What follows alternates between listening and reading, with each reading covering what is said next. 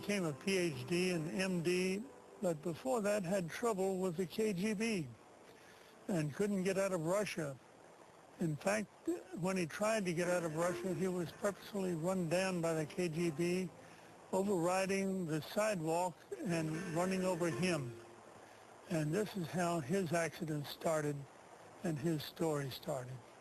As a psychiatrist, as a neuropathologist, for me, God never existed. I never believed in God. I never believed in Bible. I never thought about God or Bible or divinity.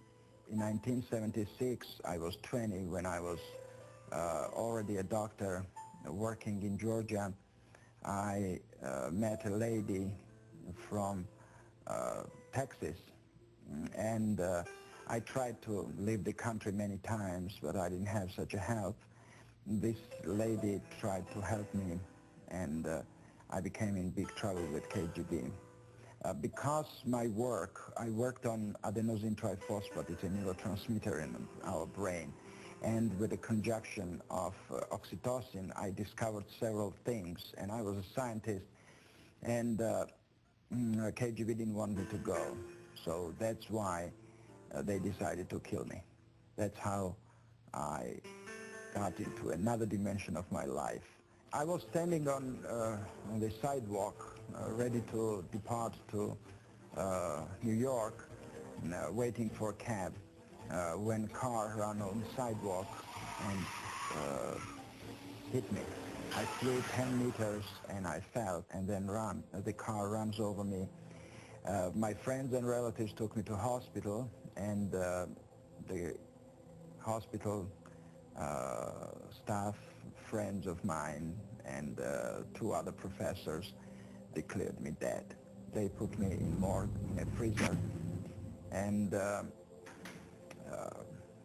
3 days later they took me out on Monday. It was Friday night, and on Monday morning they began my autopsy. And these 3 days being out of my body, seeing everything what was happening around, seeing myself, my body, seeing my birth, my parents, my wife, my child, my friends. I saw their thoughts. I saw what they were thinking, how they, how their thought moved from one to another dimension. It was incredible experience. I was in darkness, in total darkness, and this darkness was pressing. This darkness existed not beyond, but existed within. What I want to say is that darkness was pressing, and I was in the middle of despair, and I didn't understand why and how this darkness existed. Where was I? And I understood I didn't have a body because I didn't feel it. But then I thought about light. I went through that little hall into light. But light was more powerful, more burning. I mean, you cannot compare it to anything. No word can explain it. And this light was so burning and going through flesh. But I didn't have a body. That was the most interesting part. And I was scared of that light. I thought, where is that hall to darkness? Go to shade to save myself from this light.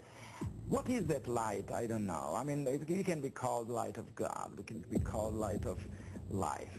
But light is light and darkness is darkness. And then, as a psychiatrist and scientist, I didn't think about that. The only thing was that I was in light. We were not raised in God. You know, Soviet Union, we didn't go to church. We didn't have... There were people who went, but they were some kind of limited people, we thought. I mean, we thought they didn't know better, that there is no God.